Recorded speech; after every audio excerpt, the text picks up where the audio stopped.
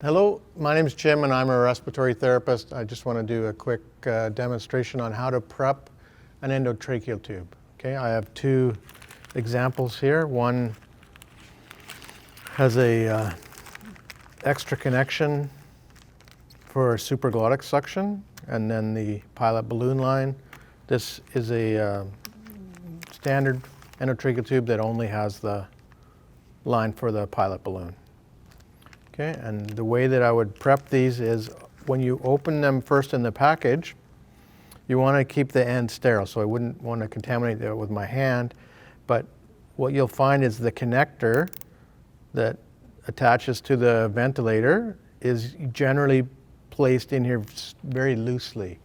And the first thing I like to do on these is force it in further so that it won't come off by accident. And then I tend to turn that at 90 degrees, so then I know when I look at it that I've already inserted it further so it will work. And then what you would do is generally inside the package, I'll leave it outside just so you can see better.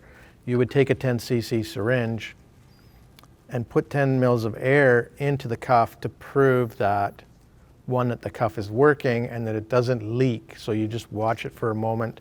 Or inside of the package, you can apply some pressure to it just to prove that it's not going to leak.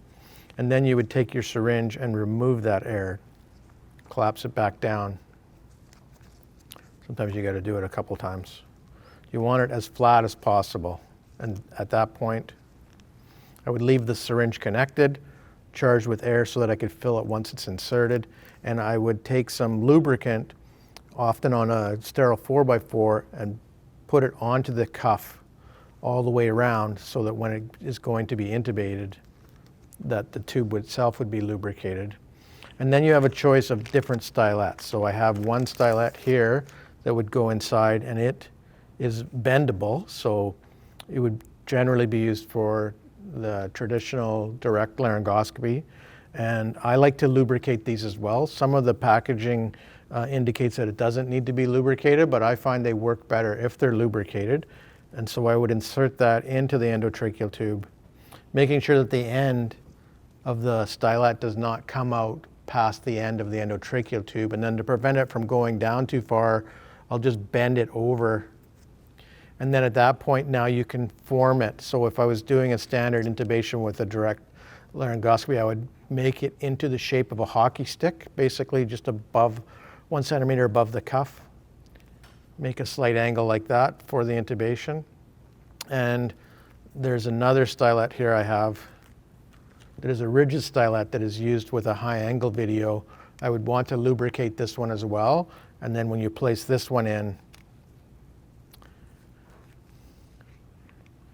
basically you want to make sure that it doesn't come out the other end. And then once that's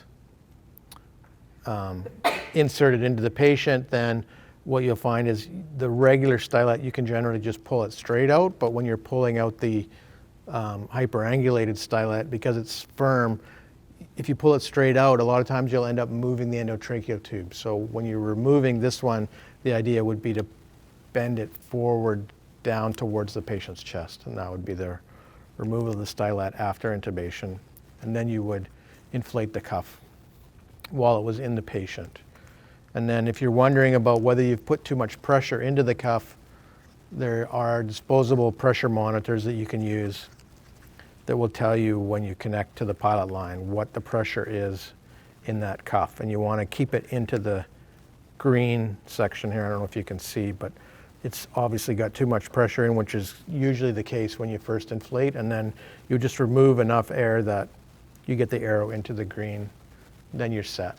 It's not going to cause any damage to the patient's mucosa. Okay.